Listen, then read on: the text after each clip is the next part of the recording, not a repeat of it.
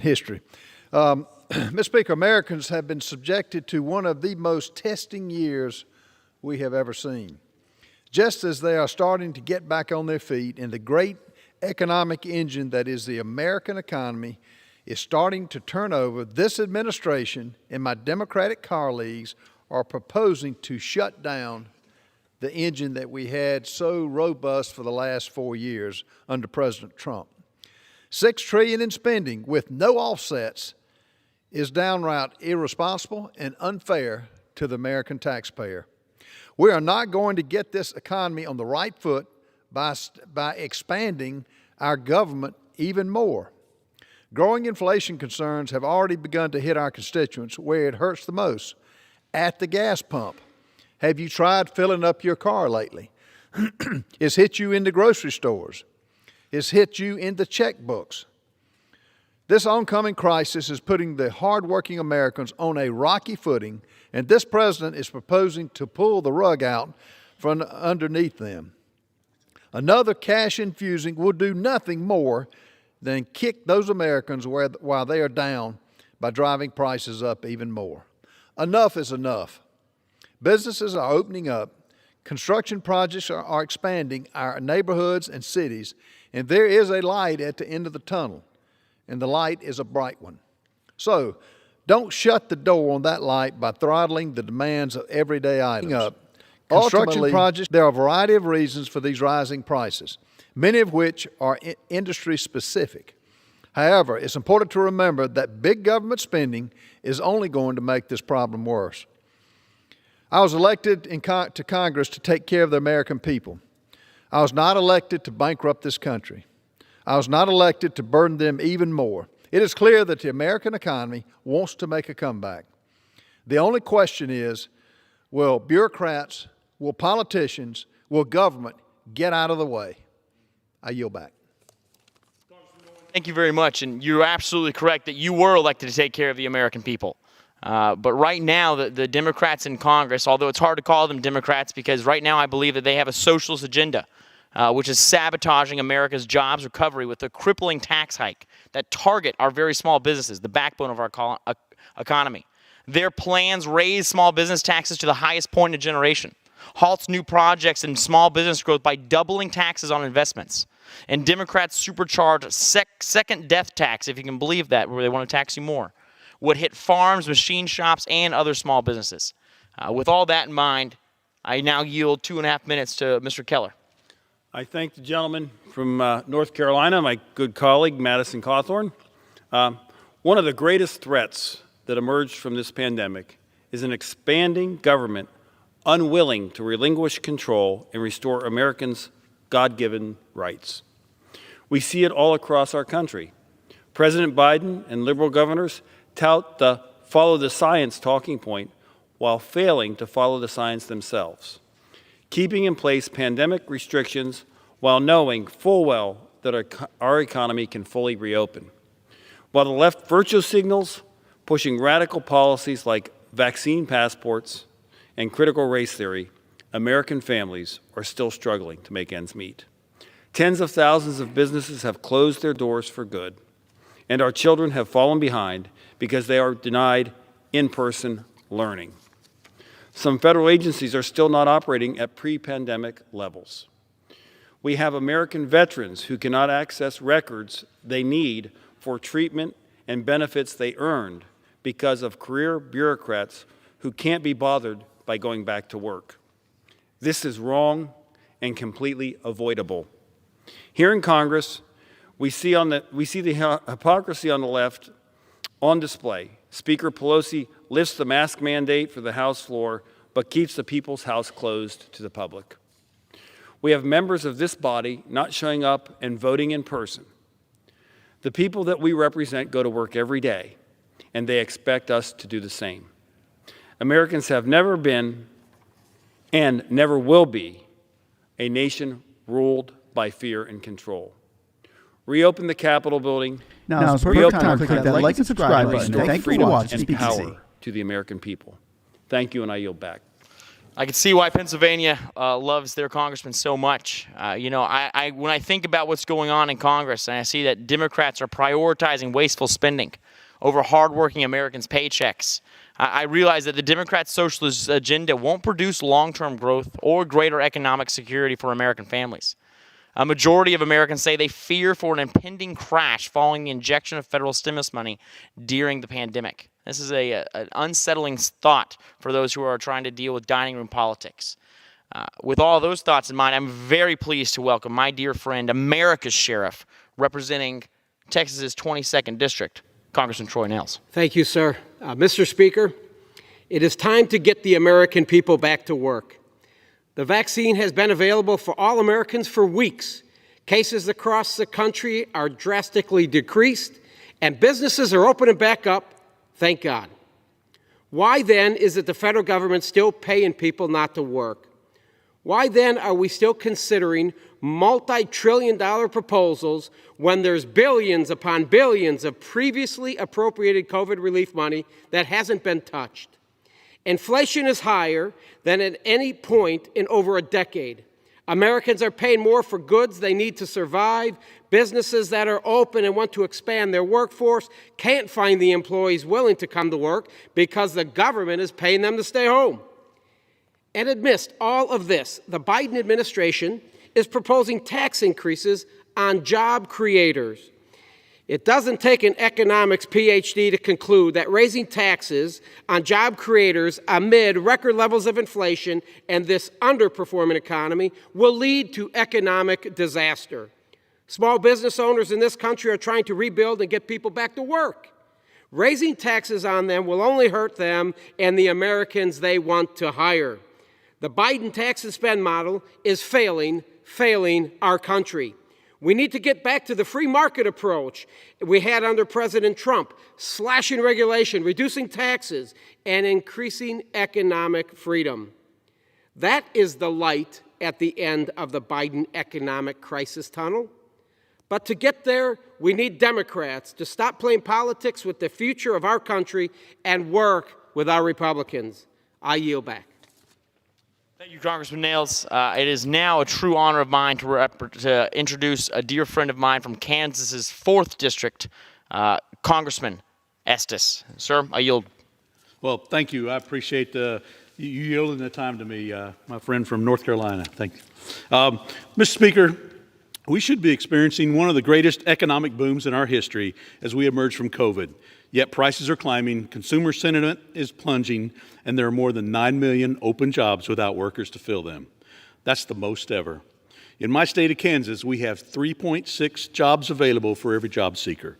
Subsidizing people not to work and spending without restraint is stalling out this recovery and causing inflation.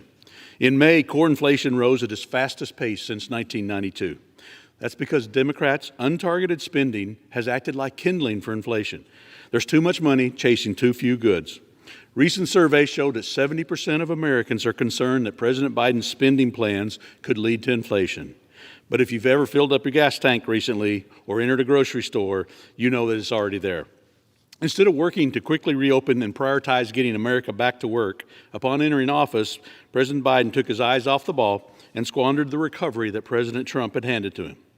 In the first 5 months of 2021, the current administration has added 500,000 fewer jobs than the last 5 months of 2020. President Biden should be concerned about his economic crisis. Biden's slow growth agenda calls for $6 trillion in government spending with $3 trillion in new taxes. That would crush small and mid-sized companies, resulting in far fewer jobs down the road. One of the most anti-growth policies in President Biden's agenda is his plan to revert America's business tax rate to one of the worst in the world again at 28%, a move that would return us to the old tax code that incentivized jobs to be shipped overseas. Biden's budget even acknowledged that a real recovery isn't their priority. It only forecasts a meager 2% GDP growth by 2023, with it dropping even lower until 2029. The American people should contrast Biden's tax and spend agenda with what Republicans have done and are fighting to do so. In 2017, we put the American people first by passing a pro-growth tax cut code while removing massive amounts of government regulation. That created an economic atmosphere that enabled wages to grow for historically disadvantaged workers, brought the unemployment rate down to the lowest in 50 years, and allowed more people to find jobs in America than at any point in our history. The income gap was even shrinking as lower income wages were increasing faster. We need to get back to that. It's not hard to see the impact that common sense pro-growth policies can make. Our focus should be on filling available jobs and rebuilding our economy, not to line the pocket of progressive special interest groups with millions in federal spending, as Biden's agenda would do. It's hard to ignore that across the country today, the 6 states with the lowest unemployment rates all have Republican leadership.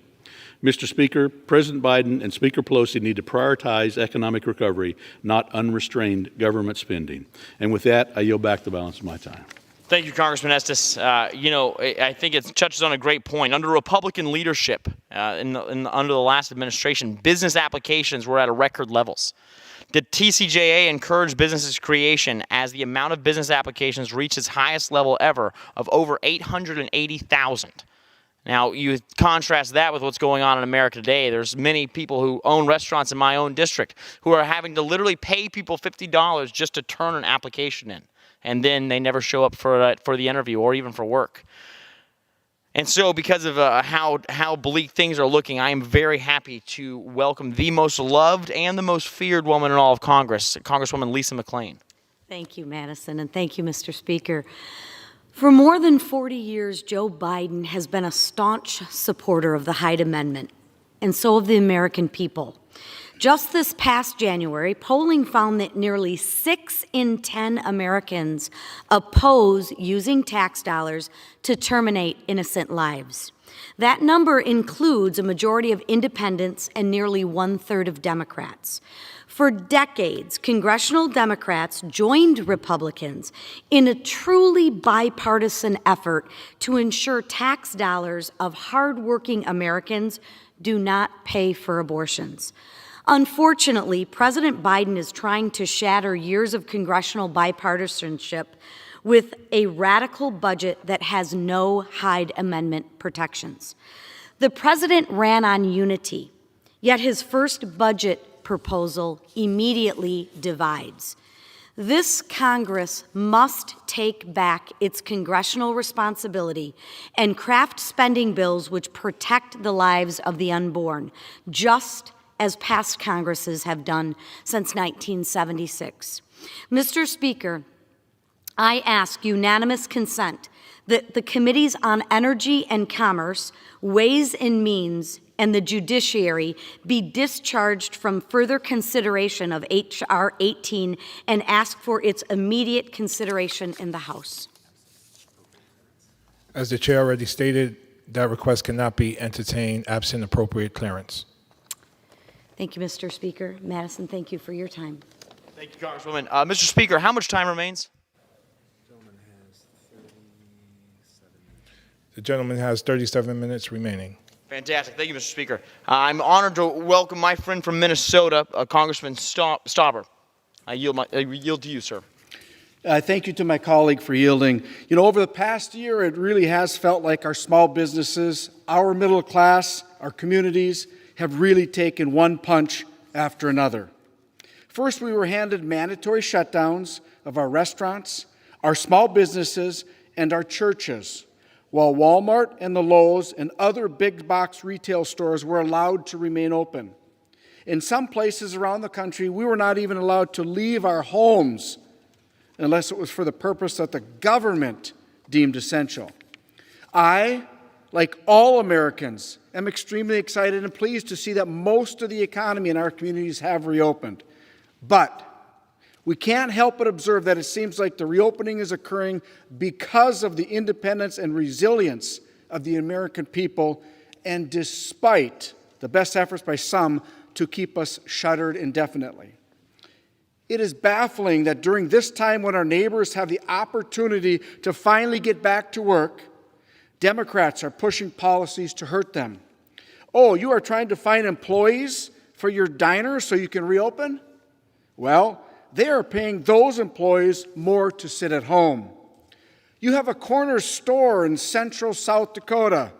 Sorry, but President Biden canceled the Keystone XL pipeline and instantly caused your customers to lose their jobs. You want to go back to work but have 2 children at home?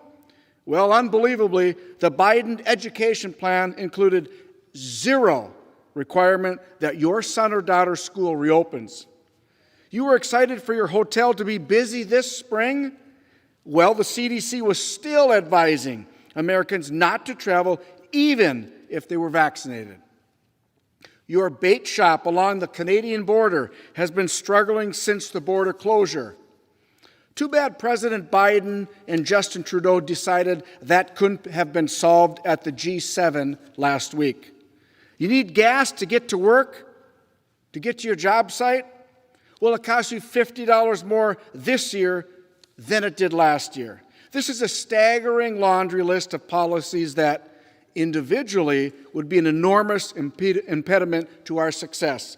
But together, it is a brick wall.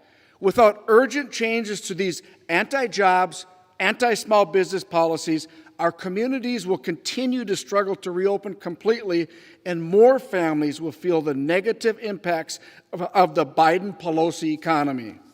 As a small business owner myself, I know what these men and women are going through. I know that they were the ones who built their business, not the government. And despite opposing efforts, they won't let the government take it away from them either. Thank you, and I yield back. Thank you very much, Mr. Congressman. Perfect time for that. Mr. Speaker, thank you for I watching. believe we were created to work, and I believe we were created to work hard.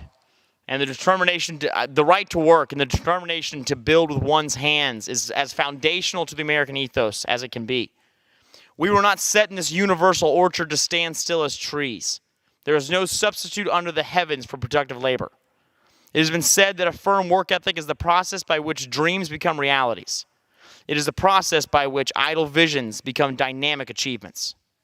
This administration seeks, though, to strip employment from the men and women of America, to replace work with welfare and service with subservience. I reject that notion, and I yield now 2.5 minutes to my dear friend, Mr. Carter. I thank the gentleman for yielding. Mr. Speaker, I rise today to discuss the most important issue facing our country today, the reopening of the U.S. economy. For 16 long months, the U.S. economy has been held hostage by their government, both elected and unelected.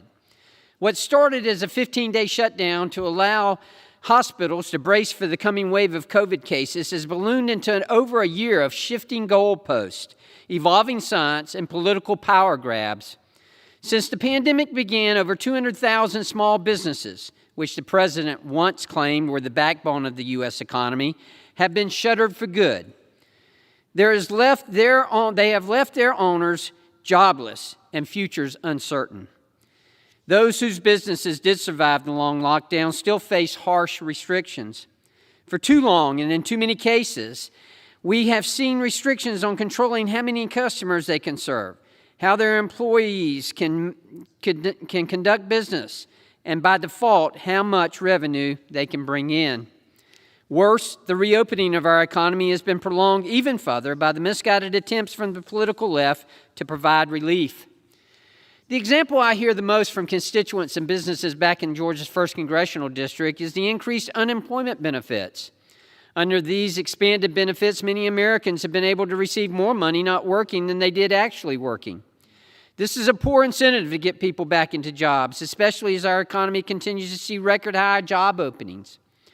Businesses coming out of their long hibernation will continue to struggle finding employees as long as this benefit is in place. There are not enough taxpayer dollars in the world to give these businesses the relief they need. But we can remove the federal government as an obstacle to returning to normalcy. We need policies that incentivize Americans to find jobs, allow businesses to stand on their own, and ultimately, we need to put an end to all COVID business restrictions nationwide. It's hard to say what the long-term impact of prolonged shutdowns will be, but it does not take a Harvard economist to know that losing 200,000 jobs in small businesses alone does not spell good fortune. The sooner we get Americans back to work and our economy back to full capacity, the sooner we can return to normal or, at the very least, stop the damage from continuing. To borrow a quote from President Trump, we build the greatest economy in the world, and we'll do it a second time. Thank you, Mr. Speaker, and I yield back. When we start looking at the American Families Plan, we realize that the tax hikes it would increase would raise capital gains and dividends tax from 20 to 39.6%, almost two times the normal price. It would impose capital gains taxes at death, which creates a second death tax, although I can't believe that we could ever need to tax anyone more than we do now. It would expand the 3.8% Obamacare surtax to hit even more small businesses' income than it already does. And lastly, it would increase the IRS's auditing power, including monitoring bank accounts, because the very first thing that we need to reopen our economy in a better pace is just to give more power to three-letter agencies. With that in mind, I'd like to yield 2.5 minutes to my dear friend, Mr. Good. Thank you, Mr. Cawthorn. I appreciate you leading this special order. Thank you, Mr. Speaker. As a nation founded on a history of rugged individualism, the American people are resilient and self-reliant, and they will flourish and prosper absent the intrusion and heavy-handed weight of the government. Apart from national defense, safety, and security, the less our government does, the better, especially here at the federal level. In fact, our country would be far better off if we had just paid this president and his administration to stay home, and they did nothing over these past 5.5 months. It's sadly true that the less this government does to us while pretending to do things for us, the better off we will all be. Incredibly, this administration's disastrous economic policies have produced fewer jobs in their first 5 months of the year than the Trump administration produced in the last 5 months of 2020, when the government restrictions and lockdowns in the name of the China virus were far more widely and strenuously enforced. Unfortunately, at present time, we have employers and businesses and job creators literally competing with their own government for employees because of the enhanced $300 a week federal unemployment benefit. Every business owner that I talk with in my district tells me that this is a major ongoing problem. Every business has up signs saying, help wanted, employees needed. We even have this problem in my home district in the city of Charlottesville, in the county of Albemarle County, with the Postal Service, where they can't get people to come to work for the starting wage of $18 an hour for a mail carrier because they're getting paid $17 an hour to stay home and not to work. However, the tone-deaf, economically illiterate Democrats, especially those I serve with on the Ed and Labor Committee, they tell businesses they simply need to raise their wages so far above what the federal government is paying folks not to work, again, $17 an hour in my home state of Virginia, that folks will finally refuse the free income not to work in return for a higher paycheck. This, as businesses are struggling to recover from the government shutting them down for a year, again in the name of the China virus. We need to fully reopen our economy, end all the restrictions, open our schools so parents can go back to work, stop sending confusing and harmful messages like requiring masks on public transportation. In this very House, it was not just but a couple of weeks ago, we were pretending that even in a special order, speaking to an empty chamber with no one near you within how many feet, you needed to wear a mask to keep us safe because we wanted to appear to the American people back home like we were doing something, the theater of wearing masks just a few weeks ago. But that's continuing now on public transportation. What kind of a missed and harmful message does that send to folks? So we need to stop paying folks not to work, reopen our economy, and turn the American people loose. Thank you. I yield back, Mr. Cawthorn. Thank you, Congressman. Now it's perfect I time would for now people that like to to subscribe yield button. And 3 thank you for minutes watching to TVC. Theodore Roosevelt. I'm sorry. You're so good at trust busting, I mistook you for Theo. I would now like to yield 3 minutes to Mr. Buck. I thank the gentleman for yielding, and I thank the gentleman for his leadership on this important issue. I think it's something that America needs to talk about, and I'm glad that we're talking about it here on the floor of the People's House. During the COVID shutdowns, more than 600,000 businesses shut their doors. This is 200,000 more businesses than typically close in a year due to natural market influences.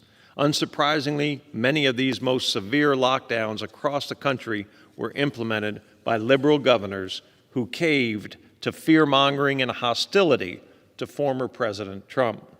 To be clear, I recognize the dangers posed by this virus.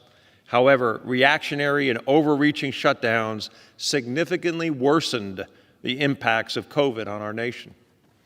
One of the most glaring examples of these negative impacts has been on our children, who missed a year or more of in-person education because their schools were closed. The resilience and creativity of many teachers to adjust to these tragic circumstances is admirable. However, the reality is that these closures resulted in deteriorating mental health among students and less effective educational environments for children across America. Importantly, these shutdowns disproportionately affected children with disabilities, minority students, and students facing economic hardships.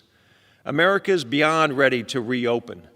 Today, more than half of Americans have been vaccinated, and broad mask mandates are clearly no longer necessary for most communities. The science overwhelmingly demands that the restrictions continuing to burden our communities be lifted, and efforts by liberal politicians to extend these mandates only serve to reveal their ideological motivations. So I urge our national, state, and local officials to follow the science, unshackle our economy from these burdensome and unnecessary restrictions, and reopen our country. I again thank the gentleman for leading this, and I yield back. Thank you very much, Congressman. When we start thinking about what's going on here in our country with unemployment, to know that in the week ending of May 1, 2021, about 16 million people collected unemployment. Now, that's a staggering statistic when you realize that that is over 6.6 million of those people would not have been eligible to receive unemployment benefits in a traditional environment. But because of the trumped up and boosted up unemployment benefits the federal government is sending out, we are basically incentivizing people by giving them $34,000 a year to not go to work, thus creating more and more inflation as there's no production, so therefore there's too many dollars chasing too few goods. I would now like to yield 2.5 minutes to my very good friend, Mr. Moore. Thank you, Madison. I certainly appreciate your leadership on this and giving us an opportunity to talk about small business issues in our country. Mr. Speaker, as restrictive government mandates on Americans have relaxed, our economy has begun recovering from the worst of the pandemic. Many businesses have reopened their doors, and there are now millions of new returning jobs and available jobs across the nation. Unfortunately, I hear from businesses, large and small, across my district, that big government is getting in the way of the return of our booming pre-pandemic economy.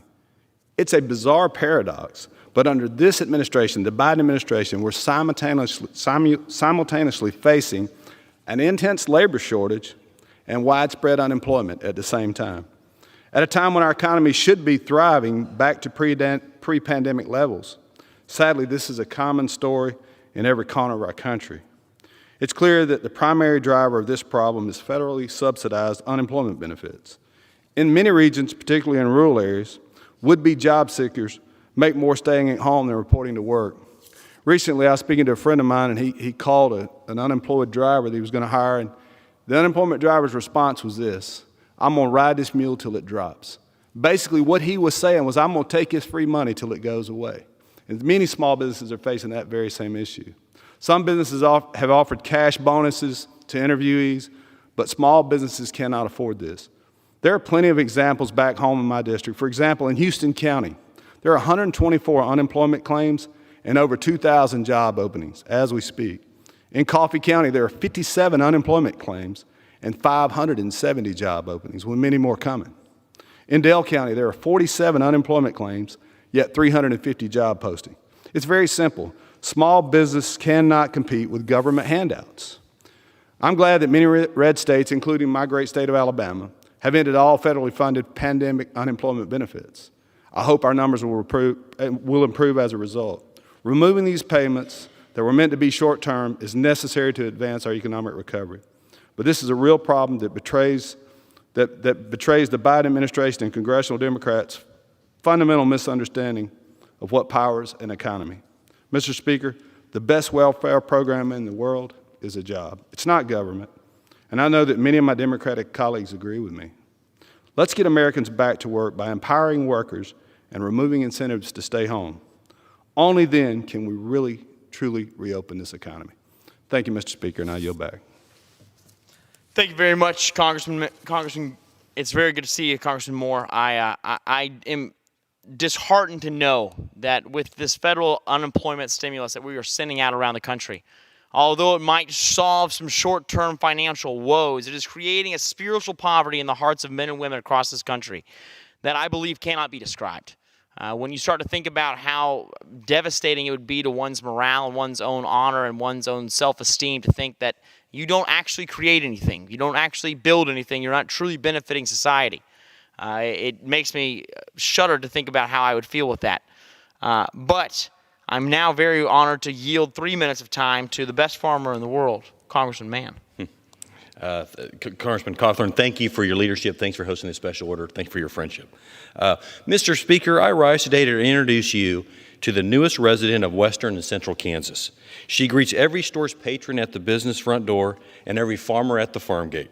She's in the newspaper, on the radio, and all over social media. She goes by Help Wanted, and you probably met her too, as she's made herself quite popular under President Biden's policies. It's been more than a year since the pandemic shut down the country. America is finally getting back to normal. Businesses across the country are ready to reopen and welcome back customers. Unfortunately, President Biden's bonus, the monthly unemployment checks being distributed on top of the already existing unemployment checks, is paying a premium for potential workers to remain at home rather than finding work. The data doesn't lie. There are nearly 8 million job openings in America right now, a new record. Businesses in the Big First of Kansas, agriculture, hospitality, food service, manufacturing, construction, and healthcare, cannot find workers, leading to reduced hours or altogether closures to accommodate the staffing shortages. Help is wanted at the North Central Kansas Hospital, short 50 employees and regularly turning away patients as the hospital is unable to properly staff and serve them. Help is wanted at the McDonald's in the same North Central Kansas town, closing early each night. Christina, the owner of hair salons in Garden City, Hayes, and Dodge City, Kansas, wants help as she temporarily shuts down one location, only opens another for a few days a week, and shortens all hours at all three. Help is wanted at the ethanol byproducts plant in South Central Kansas, unable to find workers even after offering salary of $35,000 plus health and retirement benefits. And Pure Field Ingredients, a food ingredient manufacturer in Russell, Kansas, wants help as they've staffed at only 30% of their normal levels. Hear me say this, if you can get to work, you should. Do it for our local businesses and our state's economy. Do it for your family. Most of all, do it for yourself. I recently joined fellow Kansas Republicans in urging the Kansas governor to opt out of the enhanced unemployment benefits. Additionally, I co-sponsored the Help Wanted Act, which addresses the severe labor shortages caused by the federal unemployment policy, and the Get Americans Back to Work Act, which would shorten the extension of the pandemic unemployment checks. It's time to take off the masks, get our kids back to school, get our businesses open, get people back to work, and get the country back on track. I yield back. Thank you, Congressman. Mr. Speaker, how much time remains?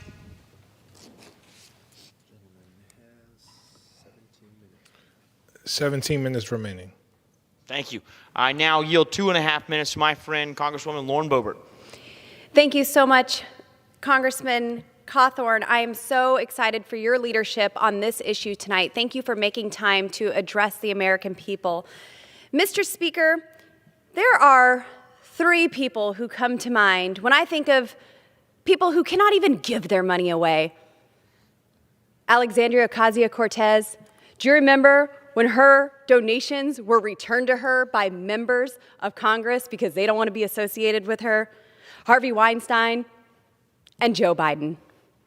Those 3 cannot even give money away. In fact, by July 3rd, 25 states across America will have rejected President Biden's federal unemployment benefit bonuses.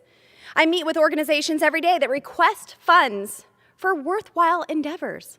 Sadly, America is $28 trillion in debt and can't afford to spend the money on many of these worthy causes.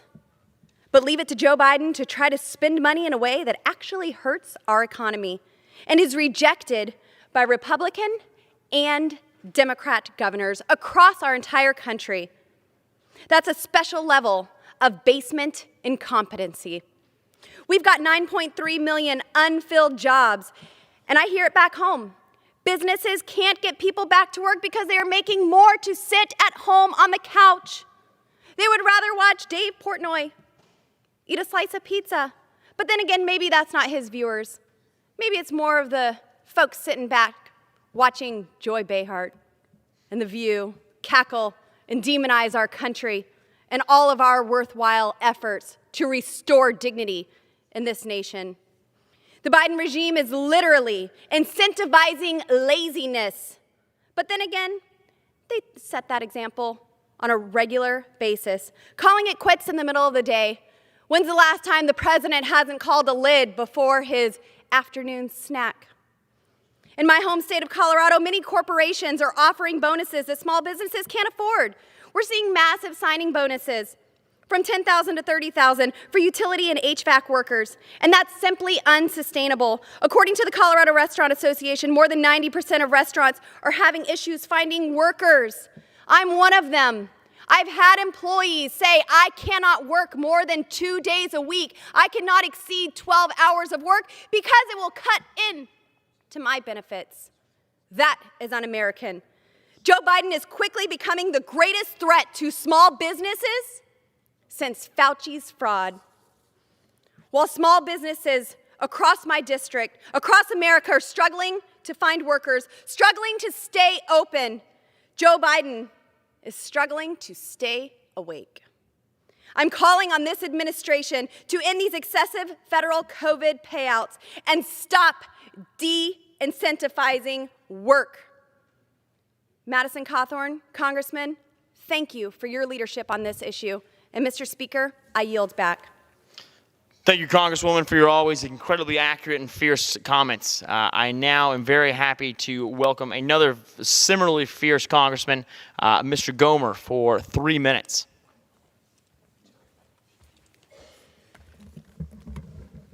Certainly appreciate my friend Congressman Cawthorn holding this, because it is important. You know, to some people, it's just about, well, it's the economy, it's an inconvenience. Well, that's for rich people, like the billionaires that donated to the current president's campaign. They sure didn't help the former president. But what are we talking about? We're talking about a president that is so out of touch, as he's indicated. I keep forgetting I'm president, he said. It's very unfortunate. But if you go back to his days as vice president, you find what this president, the current president, was doing in the previous administration, and these policies are now coming back. It ran up the price of oil and gas, natural gas, propane. It ran up the price of gasoline. And unfortunately for the working people in America, for those that haven't been in Washington for 50 years or so, like the current president, they are getting strangled with debt. They're getting strangled with increasing prices because it just so happens we don't have a lot of electric 18-wheelers.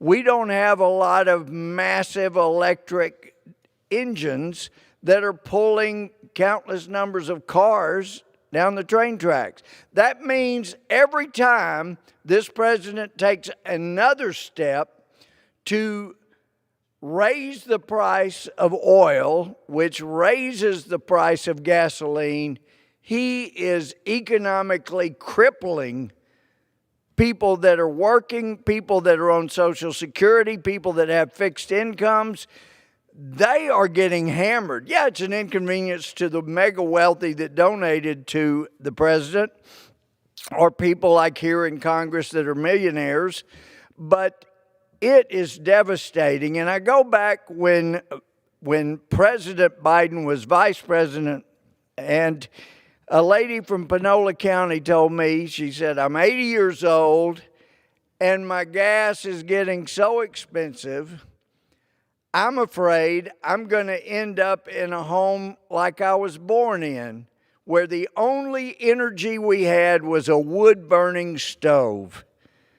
And I said, oh, ma'am, I am so sorry to be the bearer of bad tidings and bad news, but if Biden and Obama have their way, you're not going to be able to even have that wood-burning stove you had when you were born. You're going to be in a home without any kind of energy.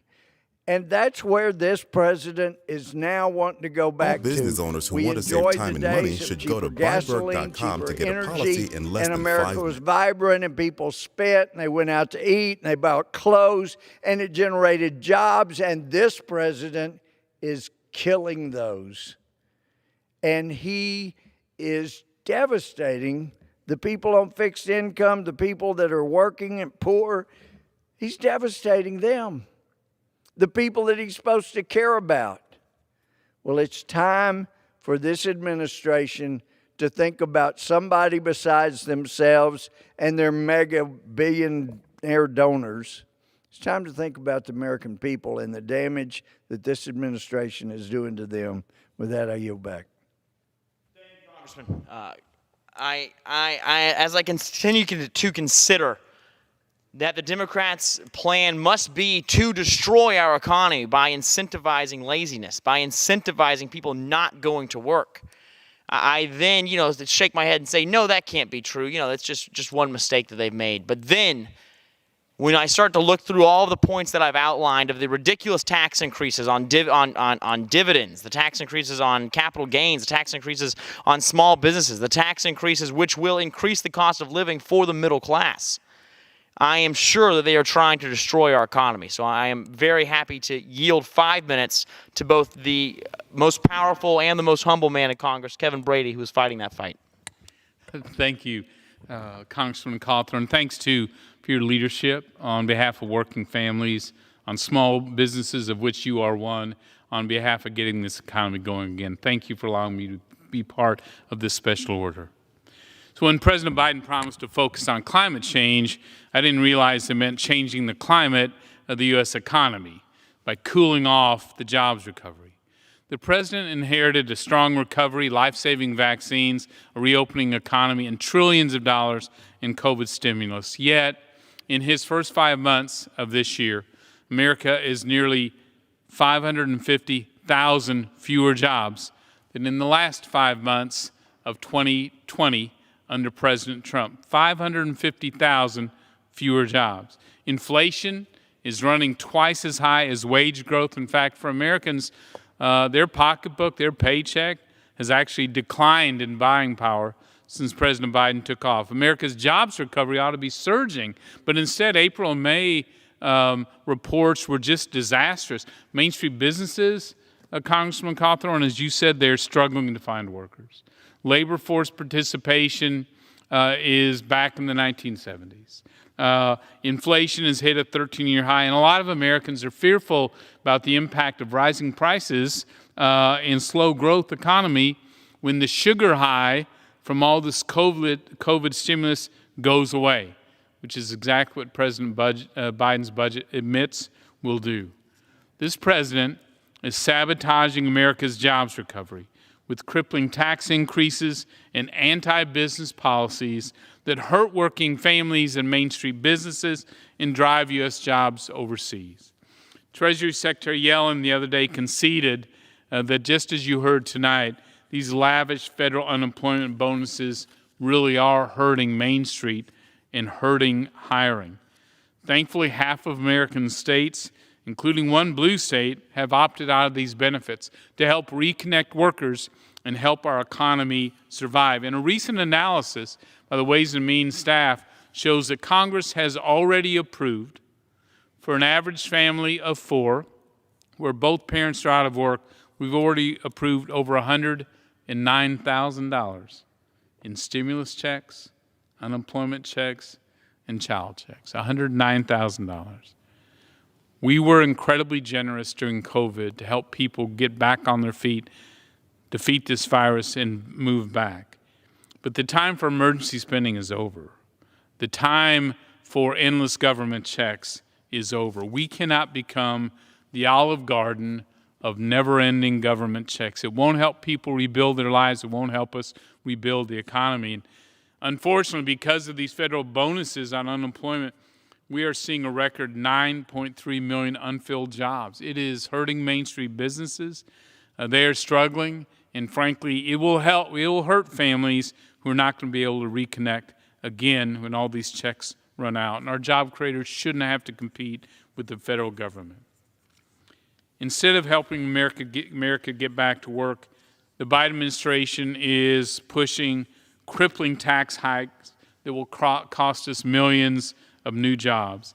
I am proud to have led, on behalf of President Trump and Republicans in Congress, the Tax Cuts and Jobs Act that reduced tax cuts across the board, or reduced tax across the board, redesigned our tax code so American businesses could compete and win anywhere in the world. It made America the most competitive economy on the planet, lifted millions of Americans out of poverty, and stopped U.S. businesses from moving overseas. But now we face a big risk.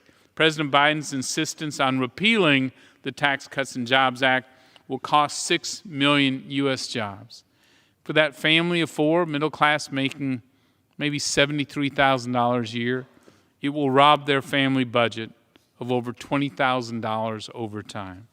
The attack on American energy will cut jobs by 1.5 million U.S. jobs, and repealing stepped-up basis on family farms will cost us another 1 million jobs over 12 years. Congressman Cawthorn, your efforts to lead common sense proposals, stop these crippling tax increases, and get the economy back on job is exactly back on task. It's exactly what our country needs today. Thank you for letting me join you.